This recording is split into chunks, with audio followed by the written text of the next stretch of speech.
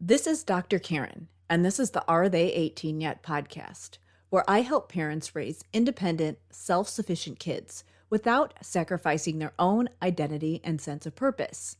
I'm here to share practical day-to-day solutions for raising kind, successful, well-adjusted human beings and actionable advice for supporting systemic changes so we can make this world a more inclusive, accepting place now and for future generations.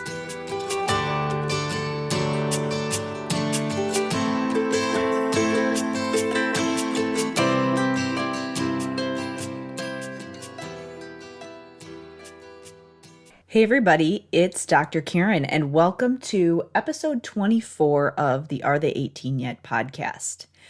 I am here to share practical day-to-day advice for parents, educators, and therapists who want to help the kids in their lives grow up to be kind, compassionate, successful adults. In this episode, I'm really excited to share my interview that I did with Drew Vernon from a company called Tonies. So I know that as a parent, as a therapist, anybody who's working with kids loves to have great tools at their disposal, especially when it comes to toys. I, as a school speech pathologist, always got questions from parents about, okay, what can I be doing with my child at home? And a question that I got a lot was, what apps can I use to help my child develop language skills, develop reading skills, and all of those things? And my answer to that question was usually, well, if you want to develop your child's language skills and your child's cognitive skills, that's not going to happen with an app. But I get where these parents are coming from, because a lot of times what they're really saying is, okay, I'm busy and I want a way that I can help my child develop the skills that they need to develop, but still be able to manage it in my day-to-day life. Now, of course, the best way to be helping your child learn to read and tell stories and develop language, obviously the pie in the sky best type of thing you can be doing is reading with your child, sitting there on the couch with them, reading, discussing the story, and going back and forth and talking about the different words and characters and all of those things. So obviously we should be doing those things with our kids. And most parents know that at any age that you should be doing those types of things with your child. But especially if you have a young child, it can be challenging to find the energy and the time to do that all day, every day. So a lot of parents love to have good toys at their disposal that they can provide their kids that help them to be independent. So for example, if they want to just have their child playing in the room and they're making dinner in the kitchen, for example, they want their child to be able to play independently. And a lot of people will go to something like an app.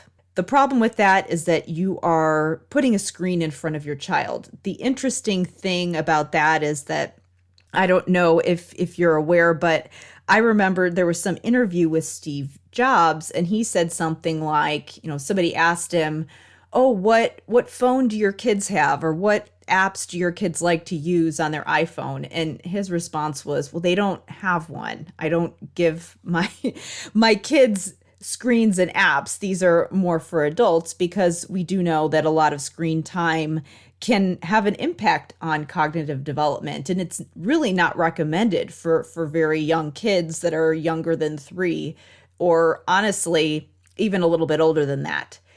So that's why I'm very excited to talk about Tonies with Drew, because they give parents, teachers, educators, therapists another option that has some of the same features that devices do. So that plays a story or allows kids to record a story or listen to a story, but doesn't have a screen. Yet at the same time, still has an interactive component that is very engaging. But before we get started, I wanted to remind you about the time tracking journal. So, the time tracking journal is a tool that you can use as a parent to help your kids stay organized and focused with specific tasks that might be either difficult to them or just a non preferred task. Something like homework, something like doing their chores, or just cleaning up after themselves.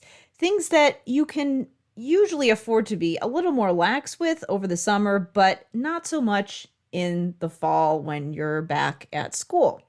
So, the time tracking journal just walks you through a strategy that you can use to help teach your kids the self talk that they need to keep themselves on track and focused, and also to be able to look at a task and figure out what the end looks like. What does finished look like, and how do I get there? A lot of times when kids are procrastinating with things that you want them to do and they just don't seem motivated to do, it's because they don't have a strategy and they aren't really sure where to get started. And as a result, they're getting overwhelmed. So with the time tracking journal, I will show you how to walk your kids through this, coach them through it so that they can be more independent, which of course is going to make things easier for you in the long run. So to grab the time tracking journal, all you need to do is go to drkarendudek-brannan.com/time journal, and you'll be able to sign up. Again, that's drkarendudek-brannan.com/time journal. So now please enjoy this interview with Drew Vernon.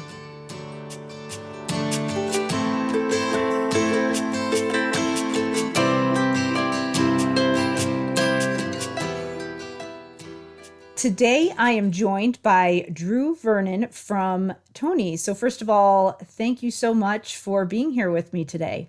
Yeah, thanks, Karen. It's great to be here. Thanks for having me. So why don't we start off with having you just tell us a little bit about who you are and what you do? Yeah, my name is Drew Vernon. I work for Tonies, which is a screen-free speaker for kids. Prior to Tonies, I worked at Lego on the preschool business, and I kind of just gained a love for toys and making kids happy and really just helping children learn through play. I'm sure you'll have a lot of interesting things to share. So I'm just curious, why don't we start with Tonies? Can you share a little bit about what that is? Yes, of course. So Tonies is a toy company. It was started over in Germany about 5 or 6 years ago by a couple of dads. They met on the board of a preschool. And one of the things that they noticed is that their children's teacher was using a CD player in the classroom to play different songs and stories. And they thought, well, CD players have been around at this point for 30 years. The CDs, scratch, they break. But most importantly, young kids can't operate them without parental or teacher supervision. So they set out to create something better. They created Tony Box, which is a smart speaker for kids that young kids as young as 3 or younger can operate on their own. It's figure based.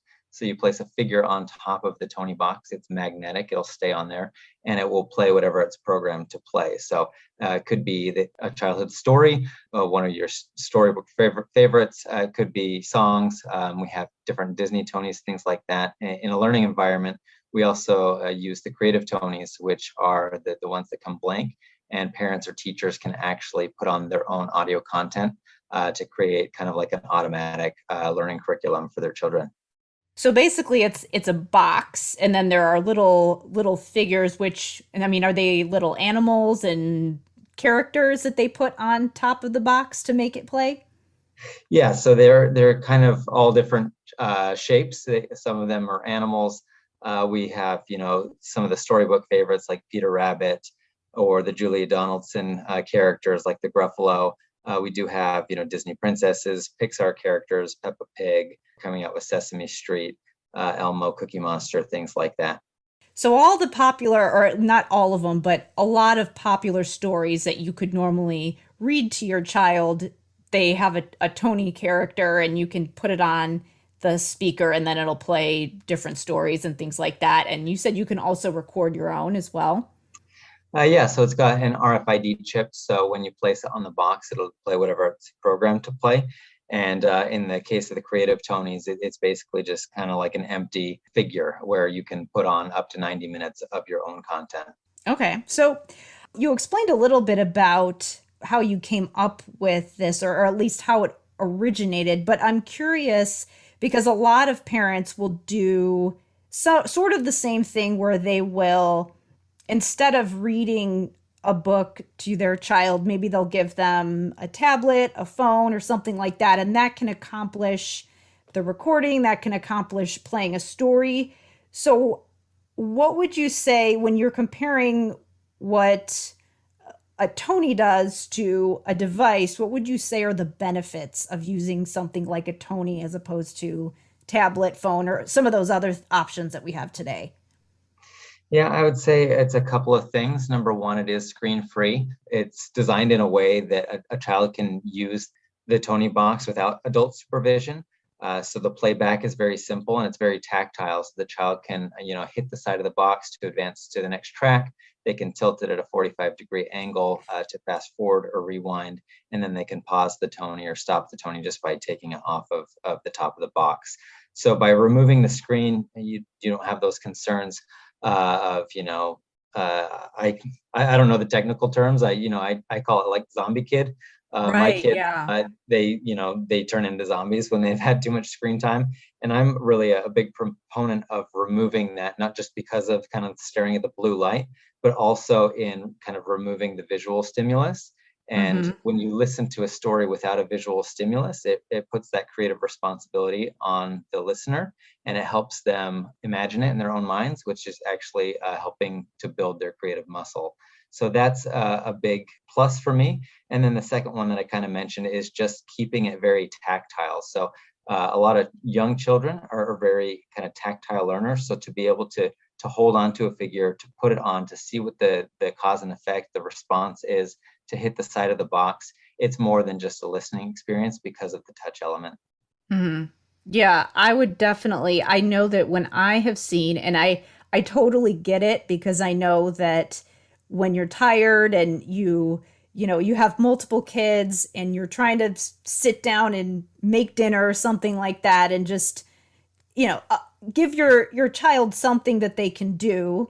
It's easy to hand them a tablet or something like that, but as you mentioned, there's the blue light which affects their sleep, there is the screen time which affects their neurological development. So, I can definitely see how that would be a preferable option in many situations. And then, Yeah, yeah. it's very easy to give a child a device, but it's very hard to take one away.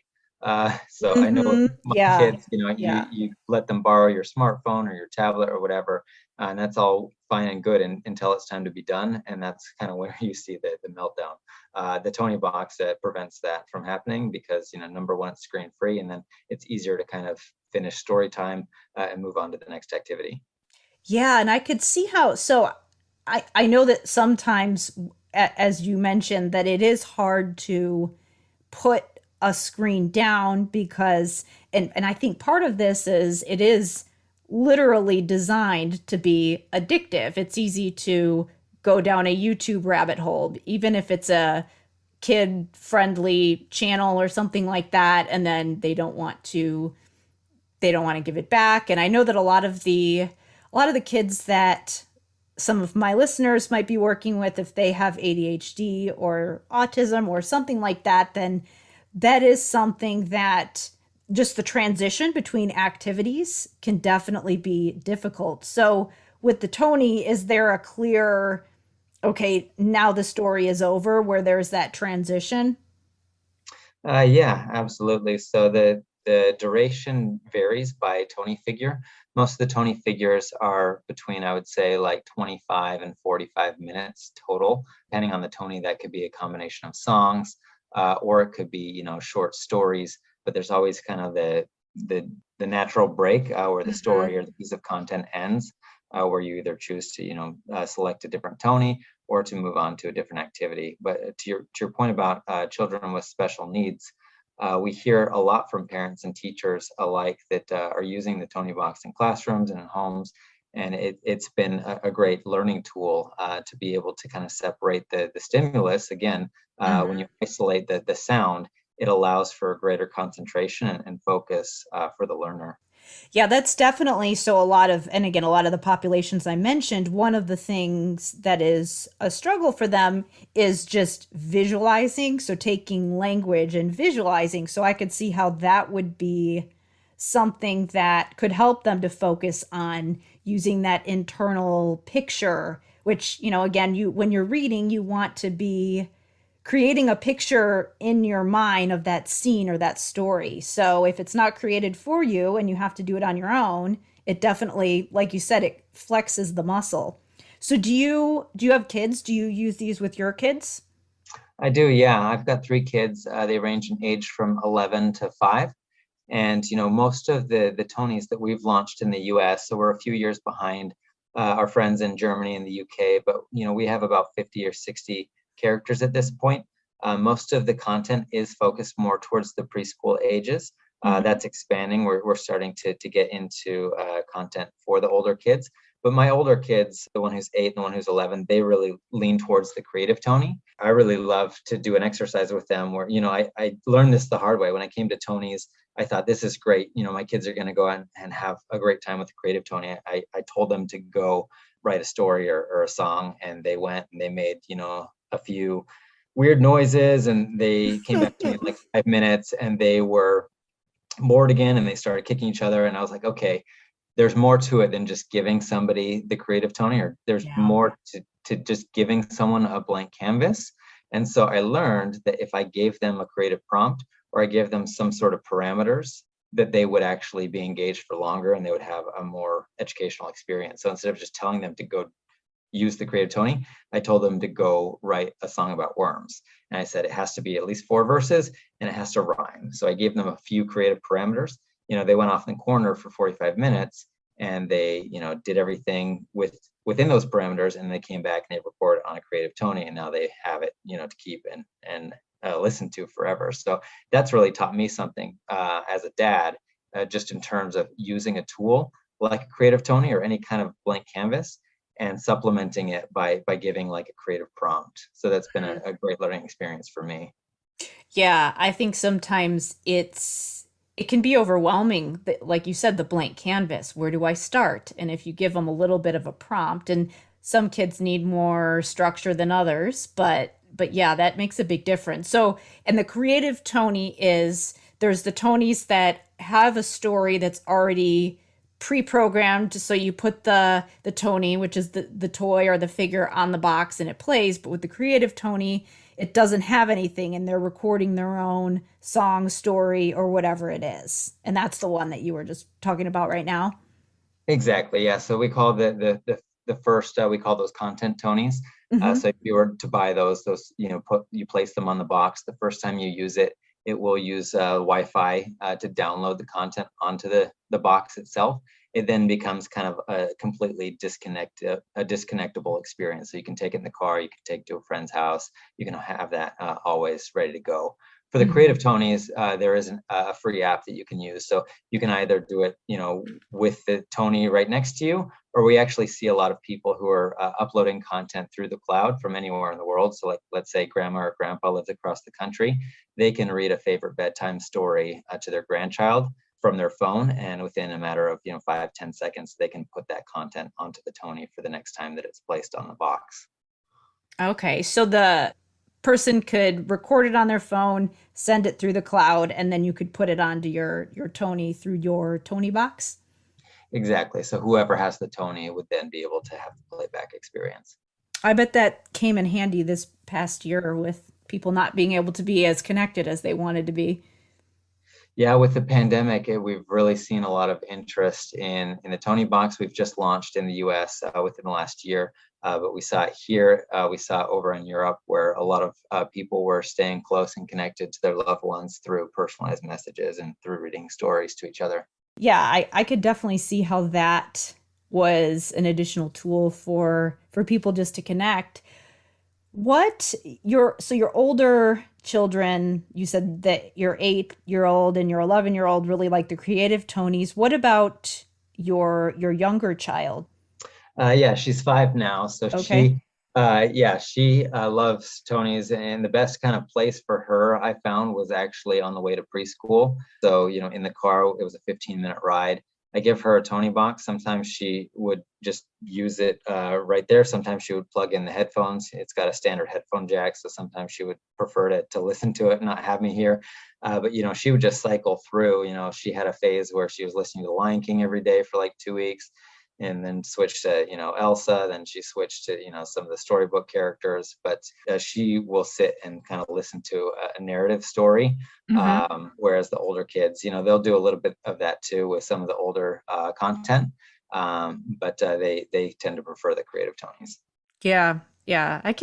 It's interesting because if you talk to any parent of young children, they always have a story, a book, a movie that they like to watch on repeat. And I know sometimes it drives the parents crazy. So I could see how this would be an additional way that they could just do it independently.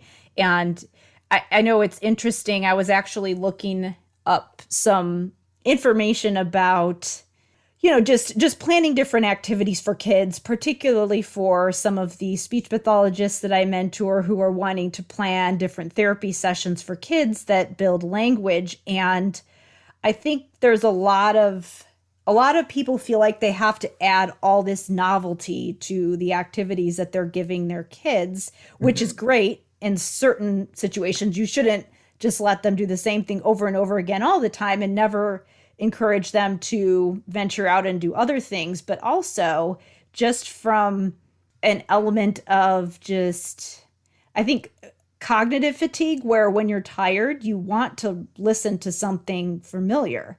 It's why I like to go and binge watch The Office or something like that after a busy day. And I think a lot of adults like to do that as well. So it seems like this could even be something that could be a calming experience for kids. I know that some of my students who are autistic, they have something where they like to do an activity repetitive over and over again that's familiar, that's very regulating to them. So, do you notice that people are using it for that purpose, or do you notice that your kids use it in that way as kind of a comfort?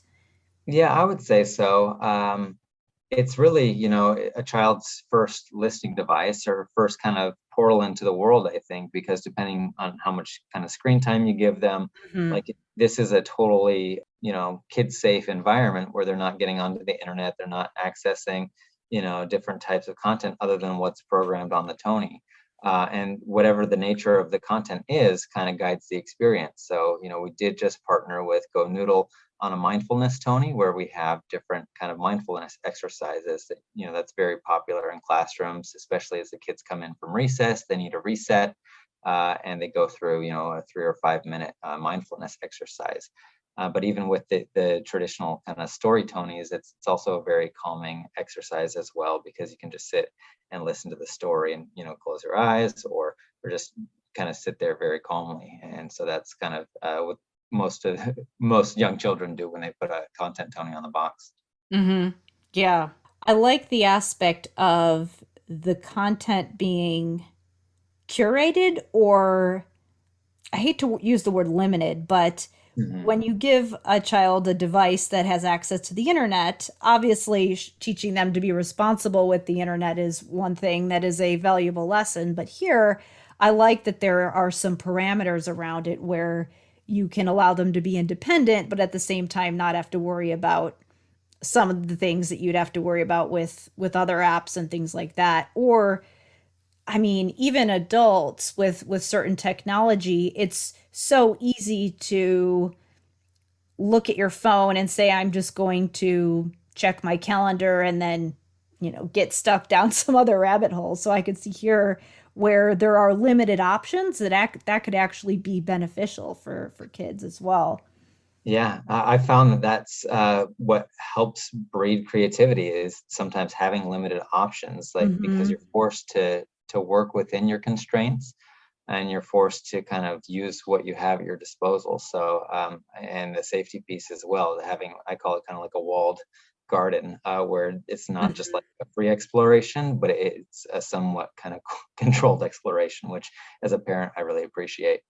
Yeah, I think that people don't always appreciate boundaries and constraints as much as they they could. Whereas if you, for example, only have a pencil and a paper and that's all you have to entertain yourself, well, then sometimes you can figure that out. But if you have all these different options, it almost gets overwhelming. I think today we're kind of overwhelmed with options, and having some bumpers, so some creativity, but also some bumpers, I think can be a good thing.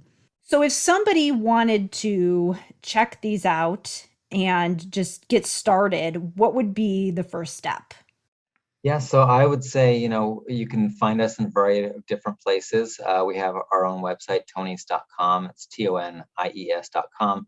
Also available on Amazon, Target.com, and in about 400 independent toy retailers across the country. So if you have a local toy store, you can take a look and see if Tony's is there.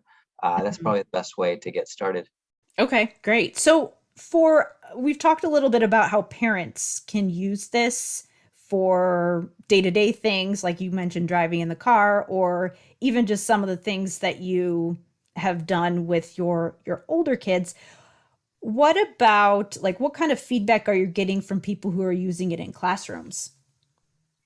Yeah, so we launched an initiative last year called Tony's for Teachers, where we are teaming up with teachers across the country to put these in classrooms. And we're finding that a lot of these teachers will be using them for circle time activities or stations Mhm. or centers. Some schools call them different things, but the idea is that it becomes an extension of the teacher, because you can pre-program a lesson, you can pre-program a story, anything that you want the child to do. If you're breaking up the group into, different stations, then you can say, go into this corner, and that 3 or 4 kids are going to go through a coloring activity or a craft or something like that. And if you have that pre-programmed, then all you have to do is say, go onto the corner and put the Tony on the Tony box. It's going to guide you through your next activity. So that's one use. It's also used for kind of the routine activities like cleanup. You Mhm. can put into a cleanup song, listen to the Tony while everybody cleans up, or things like that. So we're also seeing daycares using them as well, or after school programs, just because, again, it's, a great way to entertain and educate kids.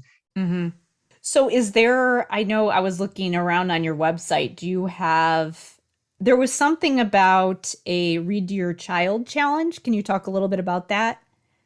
Yeah, so I'm really excited. We just announced our partnership with LeVar Burton. He was a childhood hero of mine. I grew up watching him on Reading Rainbow. Some people know him from Star Trek. He recently guest hosted Jeopardy.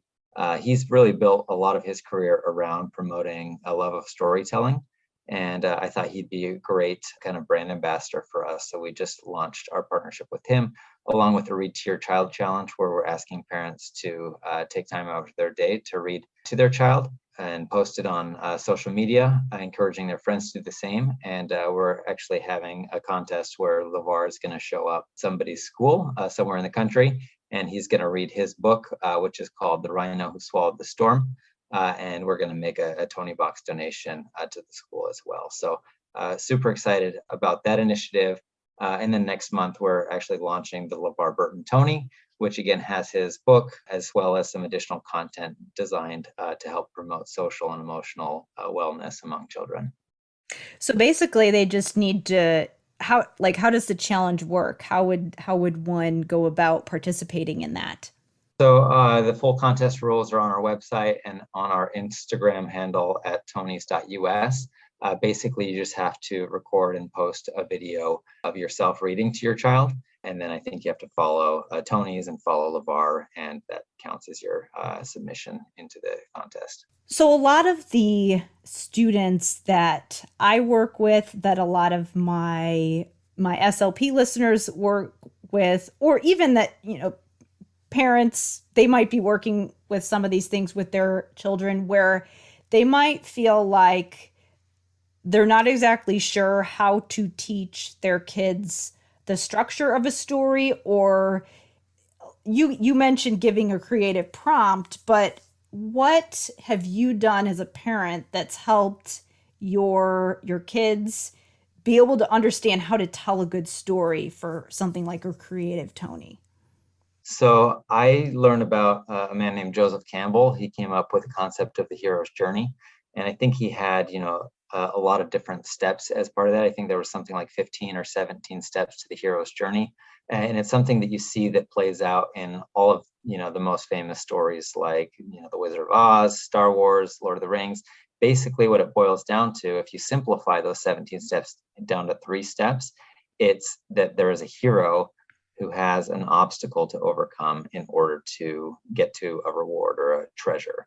And most of the stories that we listen to follow that format. And so with a lot of our content, Tonies, that's what the children are listening to, whether it's, Elsa having to figure out her magical powers in order to reunite with her sister. That's, a hero overcoming a challenge to get to a reward.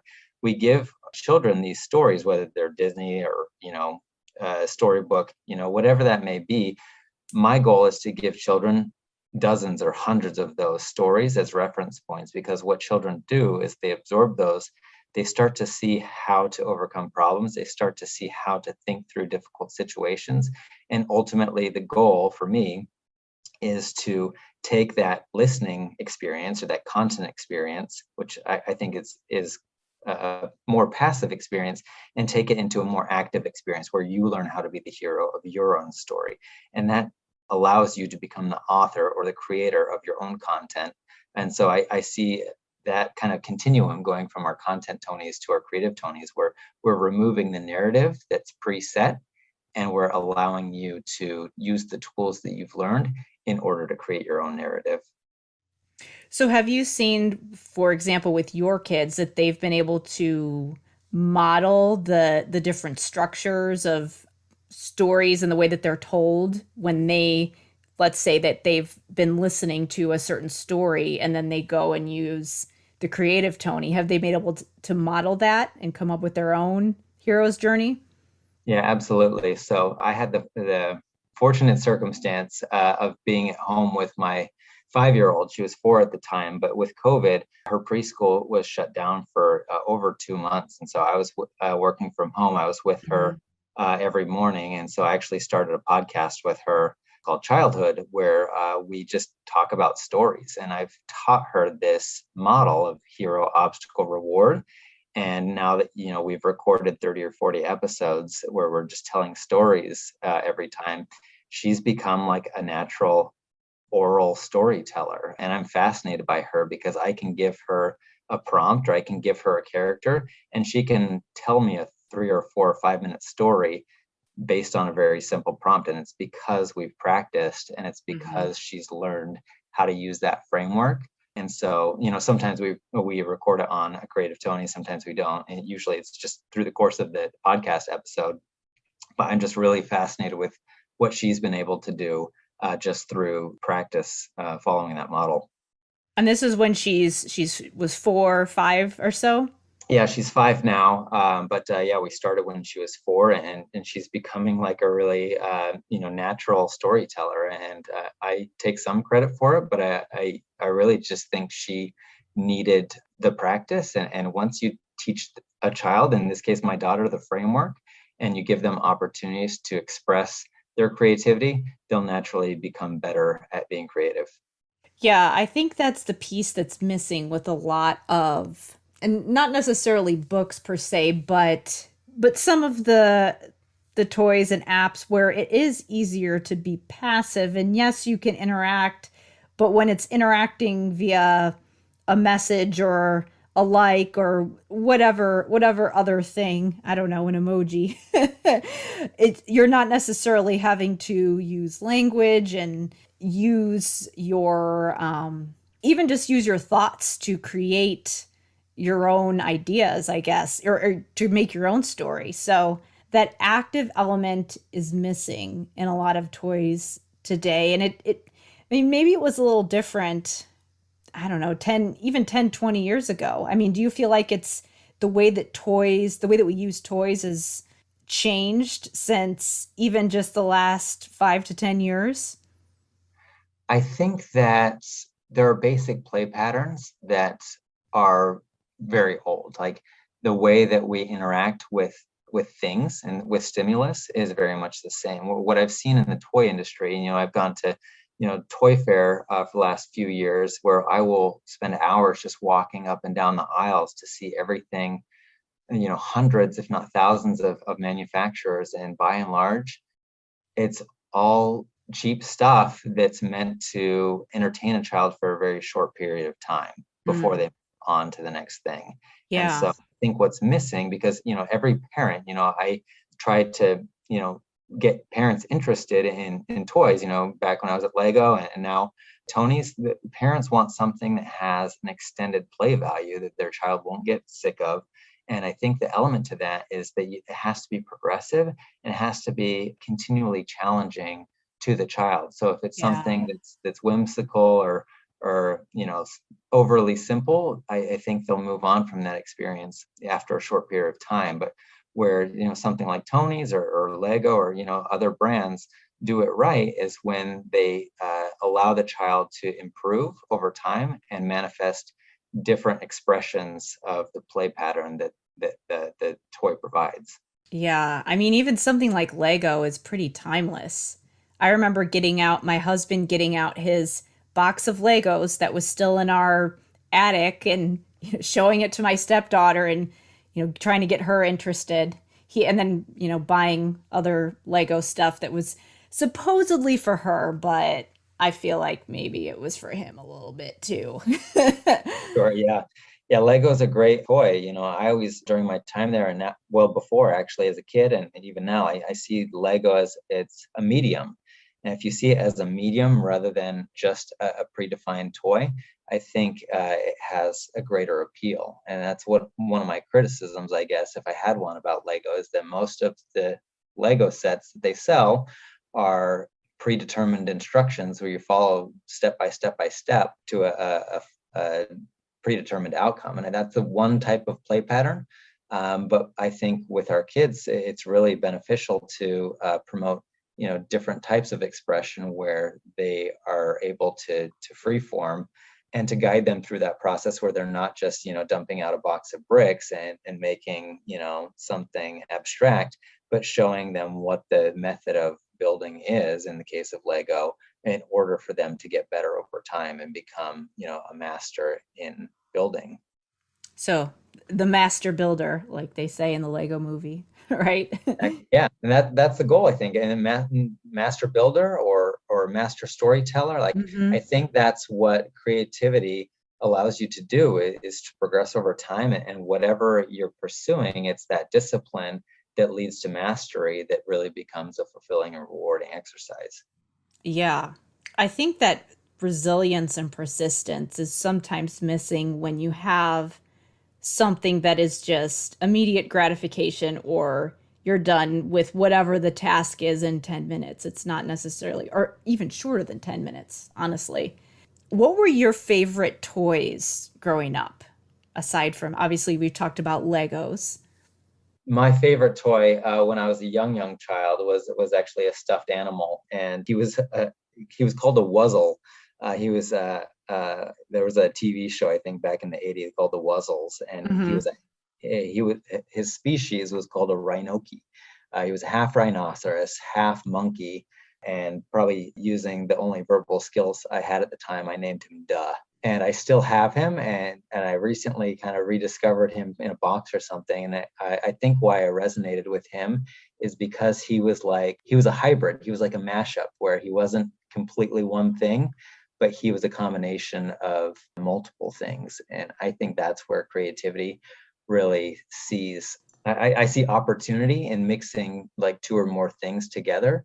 And I think that's kind of how I've always been as a person. And that's probably why I resonated with my Rhinoki when I was, 2, 3 years old. I like that whole idea of being able to make something different from that isn't exactly, scripted or, following an exact pattern, which I think the patterns are helpful. Like you said, with Legos, they do have some of those kits where you can make yeah, you have to just follow the instructions, but it's nice when you can go off track as well and come up with your own thing.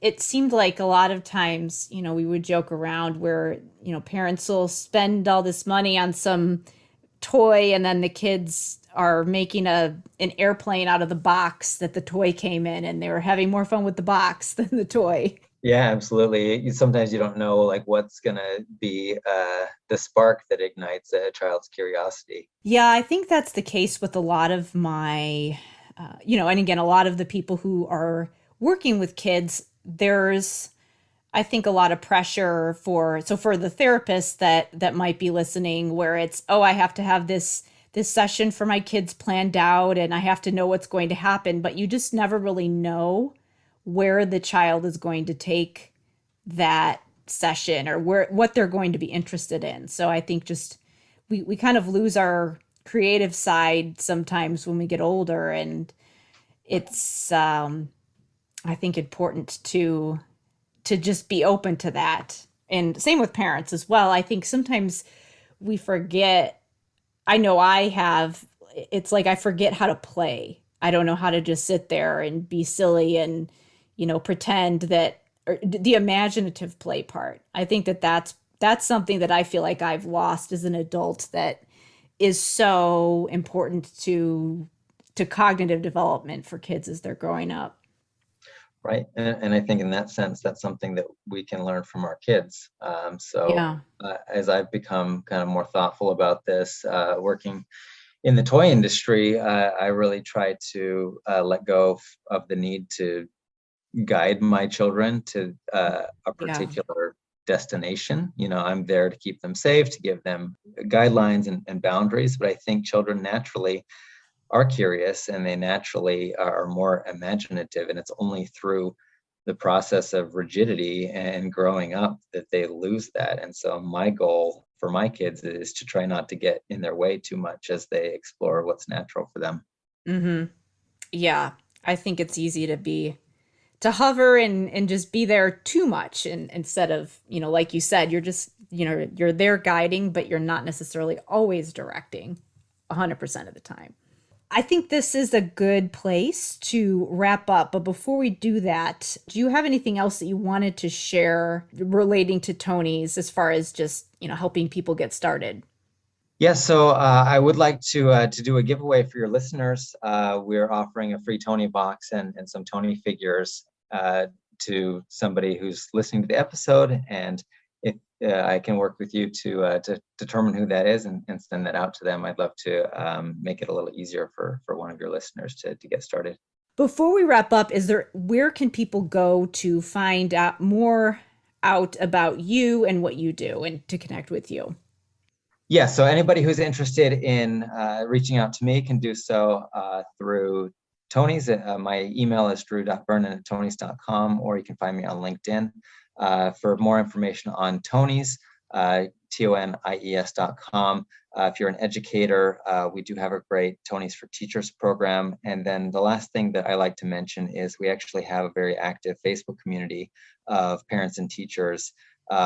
It's not run by me or anyone at the company. It's called Tony Box USA, and it's essentially just people sharing ideas of how they use Tonies, either in the home or the classroom. And it's really fun to watch and see what people come up with. Great. Well, thank you so much for sharing that. And thank you so much for being here with me today. It's been my pleasure. Thank you so much.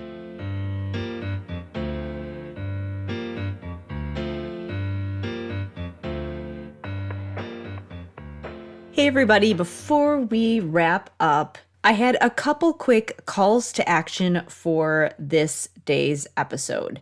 So first, if you know any parents who you think would really love to check out Tony boxes, then definitely share this episode with them, share it on your social media, or even just text the episode link to them. Second, Drew mentioned that he is going to be doing a giveaway. So he is going to be offering a free Tony box to one of my listeners.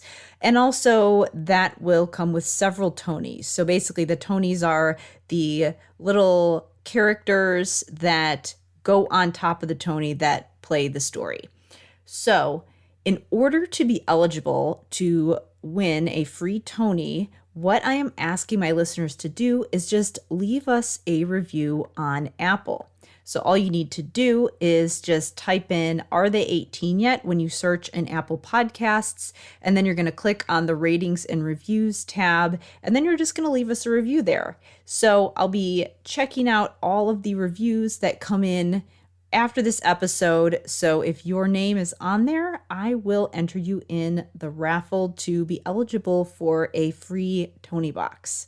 And then you'll just want to keep your eyes on your inbox and make sure that you're subscribed to my newsletter, because I will be announcing the winner of the raffle after the reviews come up.